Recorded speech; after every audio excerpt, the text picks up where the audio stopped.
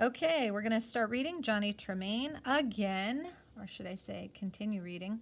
Johnny Tremain by Esther Forbes and illustrated by Lynd Ward, published by Houghton Mifflin Harcourt.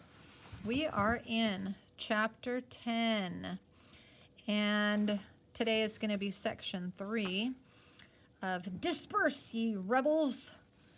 That means stop meeting together and break apart. And so section 3 comes after section 2. I am super good at counting.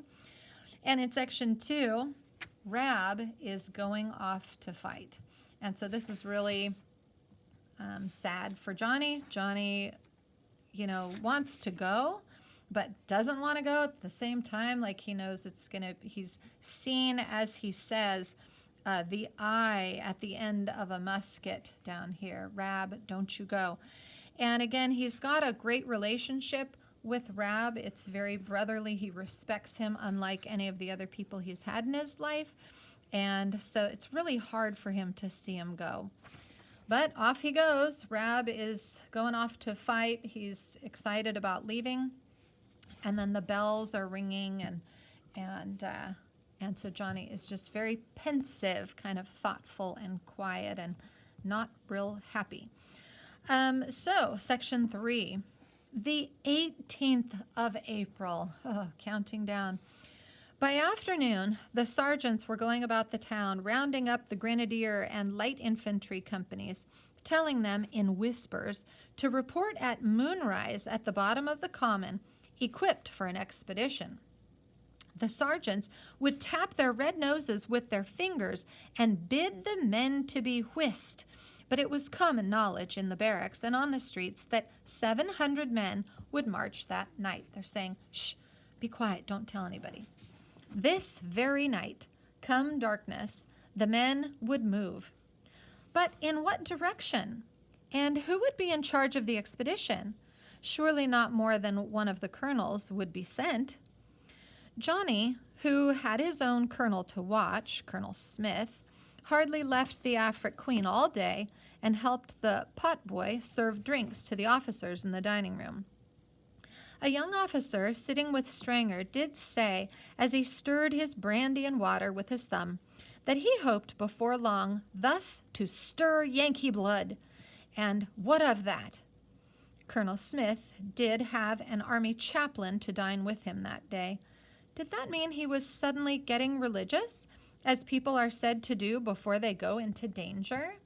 So if Colonel Smith thinks he's going to possibly die in battle, he wants his soul to be right before God so that he can go fight and die with a clear conscience. That's what the chaplain would be doing with him. Of one thing Johnny was sure. Dove knew much less than he did. Dove was so thick-witted he had no idea anything unusual was afoot. He honestly believed that the grenadiers and light infantry were merely going to be taught new evolutions. As usual, Dove was too wrapped in his own woes to think much of what was happening about him. By 5, Johnny thought he would leave the Queen and report to Paul Revere that he had discovered nothing new.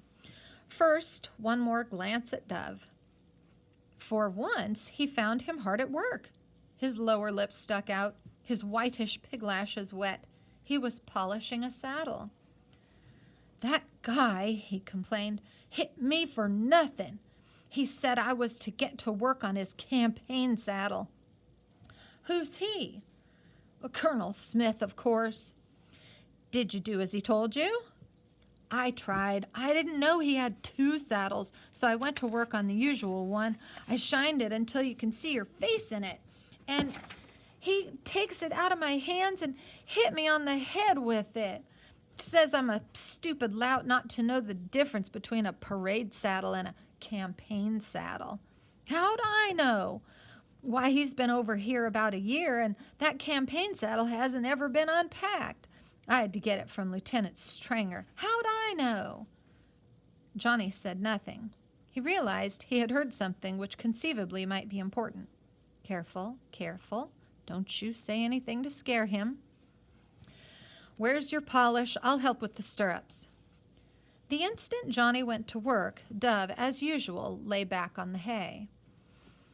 One of the stirrups wrapped round my head, cut my ear. It bled something fierce. Johnny was studying the saddle on his knees.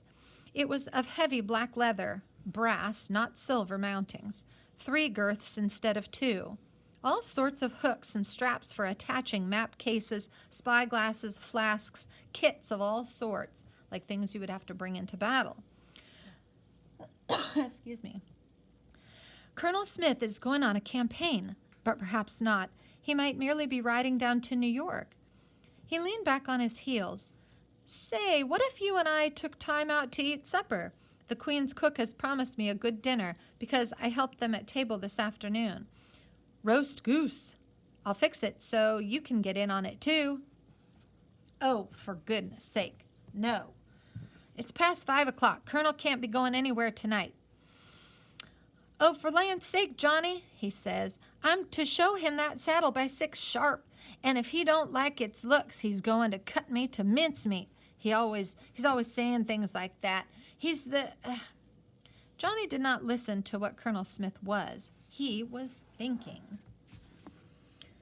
Well, after that, when Colonel Smith has settled down to play whist, can you get off? Tonight isn't like any other night. He told me to bring Sandy around for him, fed and clean and saddled with this old campaign saddle by 8 o'clock tonight. Colonel Smith is going on a long journey, starting tonight at 8. It might be a campaign. He had an idea. I should think if the colonel was making a long trip, he'd take Nan. She's so light and easy to ride, if he has far to go. He does like her better. She don't jounce as fat, so he always rides her around Boston. But only yesterday he had Lieutenant Stringer take her over to the Common when the men were drilling. Stringer says she's still as squirmy when she hears drums and shooting. I heard him say so.